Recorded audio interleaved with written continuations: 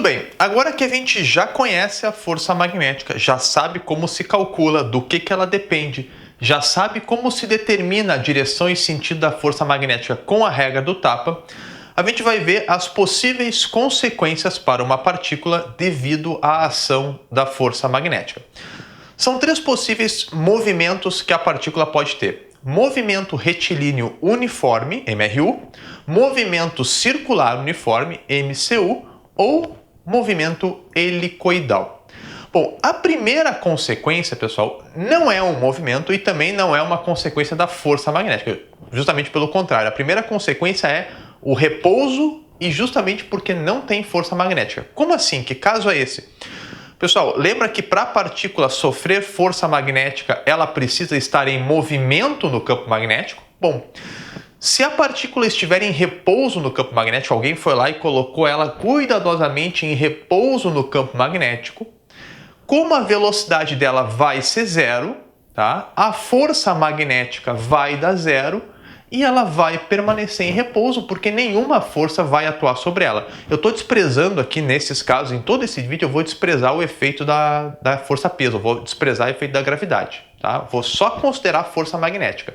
Se eu coloquei ela em repouso e não tem força magnética, ora, Newton já me disse, um corpo em repouso, enquanto a força resultante for zero, permanece em repouso. Então, partícula em repouso no campo magnético, pode estar carregado ou não, não importa, vai permanecer em repouso. De novo, resgatando as leis de Newton, eu também consigo entender quando que a partícula vai andar em MRU, movimento retilíneo uniforme no campo magnético. Só lembrando, né? Movimento retilíneo uniforme, porque é em linha reta, retilíneo em linha reta, e uniforme porque o módulo da velocidade, o valor da velocidade não muda. Pessoal, primeira lei de Newton me diz que quando a força resultante é zero, tem duas possibilidades. Ou é repouso, a gente já viu essa consequência, quem está em repouso permanece em repouso, e que quem está andando numa certa velocidade permanece andando com a mesma velocidade, enquanto a força resultante for zero. Então, pessoal, para a partícula andar em MRU no campo magnético, ela não pode sofrer força magnética. A força magnética tem que ser zero. E ela tem duas maneiras de se deslocar no campo magnético sem sofrer força. A primeira, basta que a carga dela seja zero. Se a partícula está neutra, a carga é 0 coulombs e a força magnética vai ser zero. Se a força magnética é zero, aí a força resultante é igual a zero, é a única força que eu estou considerando. Força resultante igual a zero, partícula anda em MRU. Agora, também é possível que a partícula esteja em movimento, esteja carregada e ande em MRU, não sofra força. Aí o que tem que acontecer? Ela tem que andar paralela ao campo magnético, porque daí quem vai zerar a força magnética é o seno de θ, o seno do ângulo entre a velocidade e o campo magnético. Quando θ é igual a 0 graus ou 180 graus, ou seja, a partícula está andando paralela ao campo no mesmo sentido do campo, θ igual a 0 graus, ou no sentido oposto do campo, θ igual a 180 graus, como o seno de 0 e o seno de 180 são zero, vai ficar aí na expressão da força magnética, vai ficar todo mundo multiplicado por zero e a força magnética vai ser zero. E se a partícula não sofre força magnética, ela anda em MRU, segundo a primeira lei de Newton. Então, pessoal, para a partícula ter carga e andar no campo magnético em MRU, basta que ela ande paralela ao campo magnético. Ou no mesmo sentido, θ igual a zero, ou no sentido oposto, θ igual a 180 graus. O segundo tipo de movimento que a partícula pode ter no campo magnético é o movimento circular uniforme, o MCU. Sempre que a velocidade da partícula estiver perfeitamente perpendicular com o campo magnético, tu vai ter movimento circular uniforme. O seno de 90 vai ser igual a 1, tu vai ter a máxima força magnética possível para aquela situação, tá? E nesses casos em que θ é igual a 90 graus, tu vai ter movimento circular uniforme. Pessoal, o nome movimento circular uniforme, do uniforme significa o quê? Que a velocidade da partícula tem módulo constante. O valor da velocidade no MCU não muda. Mas a direção e sentido mudam, justamente porque o movimento é circular, a trajetória é curva e, portanto, está mudando direção e sentido do vetor velocidade. Lembra que quando não muda o módulo, mas muda a direção e sentido, é porque atua aí uma força que é perpendicular ao vetor velocidade, forma ângulo de 90 graus com a velocidade. Essa força é a força centrípeta, aquela força que forma ângulo de 90 graus com a velocidade e aponta sempre para o centro da trajetória circular. Tem que ter força centrípeta para ter MCU. Quem é que vai fazer o papel de força centrípeta? Qual é a força que vai desempenhar essa função no movimento circular de uma partícula carregada que se movimenta no campo magnético? É a força magnética, tá? Para a gente entender como essa força atua, vamos pegar o exemplo que já está aí na tela. Tu tem um campo magnético que está saindo da tela, então o campo está indo em direção aos olhos de vocês, tá? E a partícula é positiva e está se movimentando horizontal para a direita. No primeiro ponto que eu peguei aí, ela está se movimentando horizontalmente para a esquerda. Desculpa, ela está se movimentando horizontal para a esquerda. Então vamos aplicar a regra do tapa para ver qual é a orientação da força sobre essa partícula nesse ponto aí por onde ela está passando. Regra do tapa, lembra? Os meus dedos são o campo magnético, então os meus dedos estão saindo da tela, ok? O meu dedão tem que apontar lá com a velocidade, então tá aqui o dedão apontando com a velocidade, dedos saindo da tela, tá? E com isso a palma da mão ficou voltada para cima e é com a palma da mão que eu dou o tapa para saber a direção e o sentido da força, porque a partícula é positiva. Quando a partícula é positiva, o tapa é com a palma da mão. Então pode ver que o tapa está para cima, a força magnética, a força centrípeta está para cima. Como a partícula estava andando para a direita, tá? Desculpa, estou confundindo. A partícula estava andando para a esquerda, tá? Aí a esquerda de vocês, eu fico me confundindo porque é a minha direita, mas é a esquerda de vocês aí, vulgarmente. Como a partícula estava andando para a esquerda, tá? E tomou o tapa para cima, ela vai começar a desviar, ela vai mudar a direção da trajetória. E olha que conforme muda a orientação do vetor velocidade aqui, que é o meu dedão, ó, vai mudando a minha palma. Os meus dedos continuam sempre apontando para fora da tela, mas eu vou aplicando a força e a partícula vai desviando. Mas repara que a palma da mão está sempre voltada para dentro da trajetória circular. Quando ela passa aqui por esse ponto aqui, ó, quando ela está subindo, né? A velocidade está vertical para cima e o tapa está para a direita. Aí ela faz a volta, quando ela está passando por aqui, ó, a velocidade está para a direita e o tapa está vertical para baixo e ela faz a volta.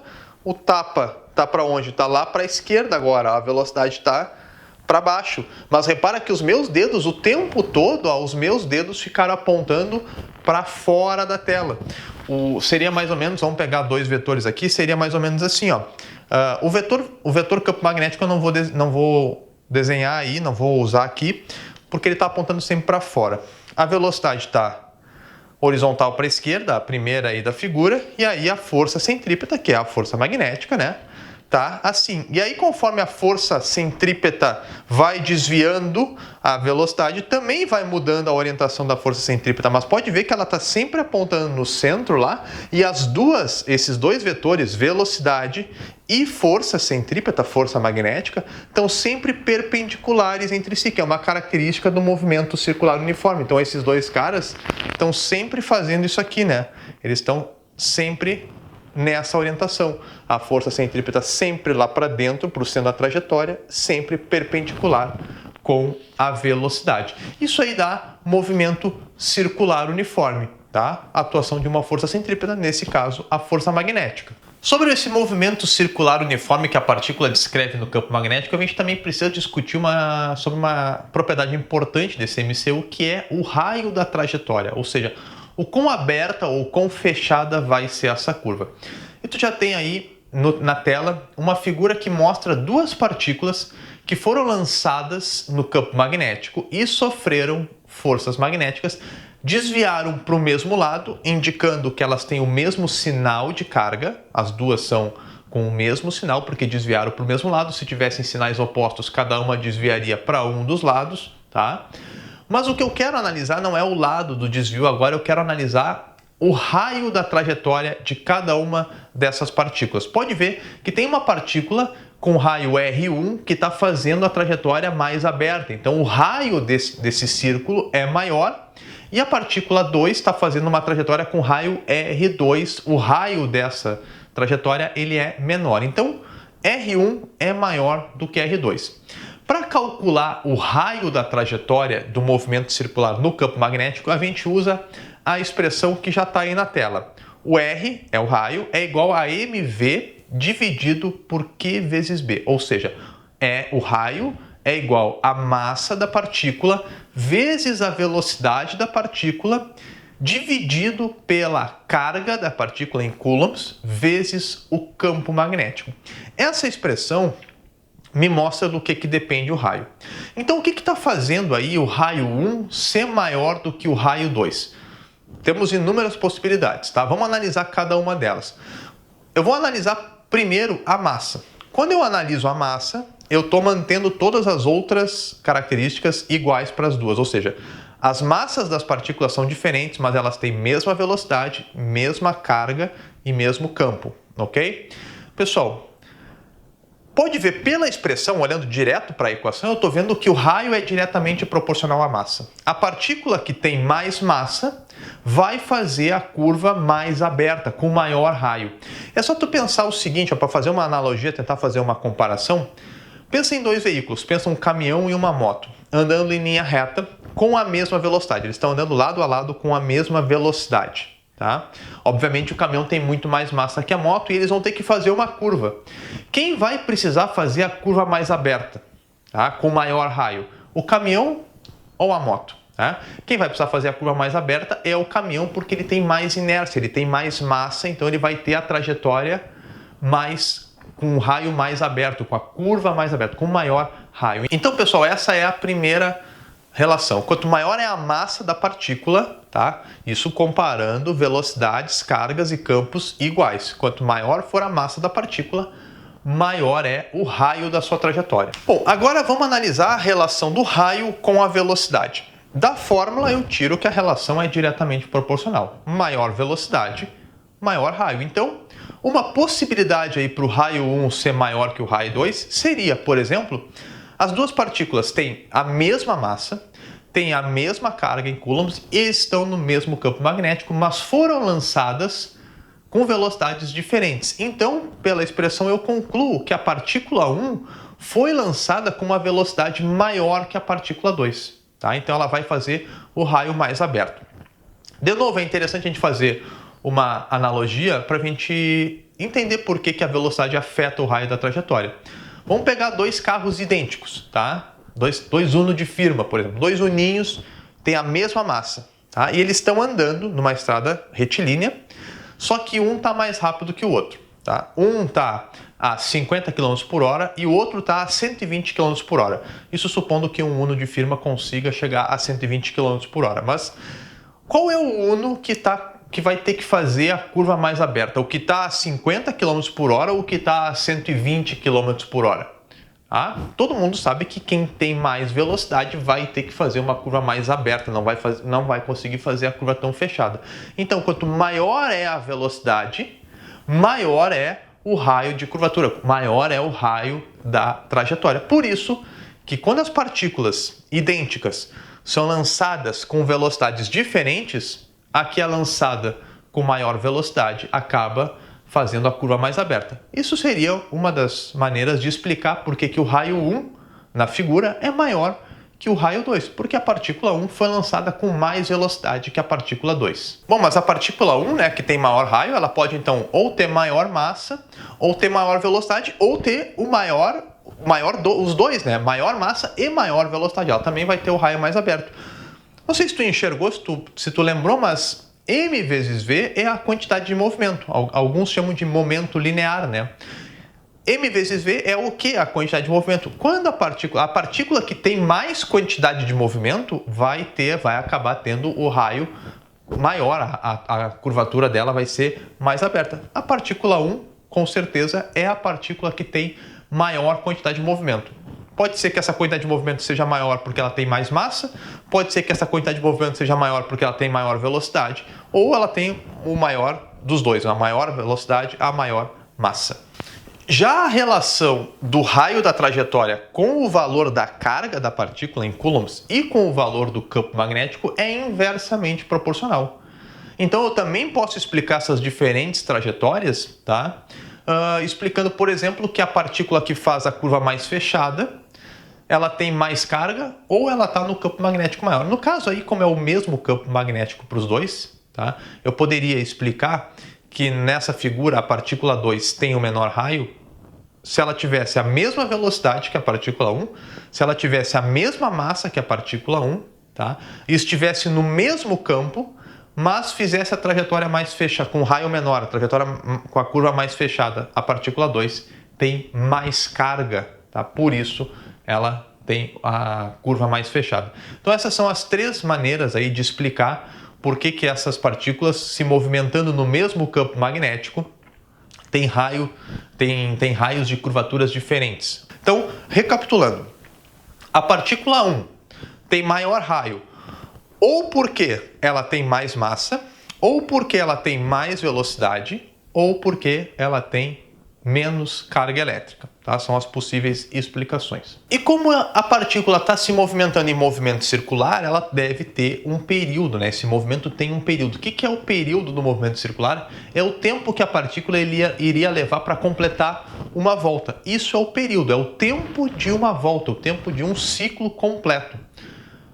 Como é período, né, pessoal? É tempo, a unidade é o segundo. A letra que representa o período é o T maiúsculo, a unidade é o segundo e a equação é essa que está aparecendo aí para ti na tela. O período T é igual a 2π vezes m dividido por Q vezes B. M é a massa em quilogramas, a massa da partícula.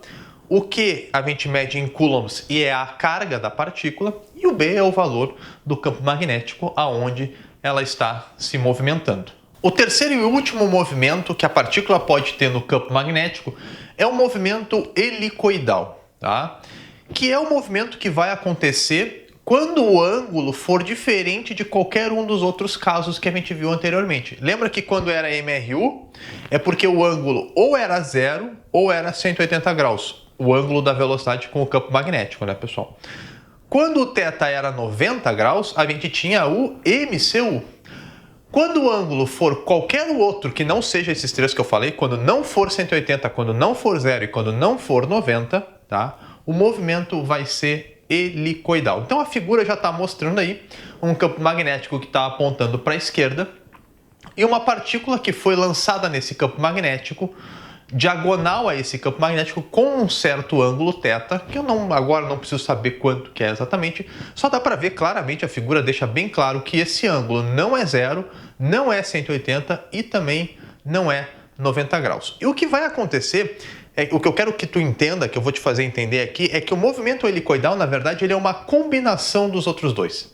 Ele é uma combinação do MRU com o MCU. Ah, mas como assim? Olha só, vamos analisar esse vetor velocidade. Como esse vetor velocidade está na diagonal, ele tem uma componente, vamos decompor ele nas suas componentes horizontal.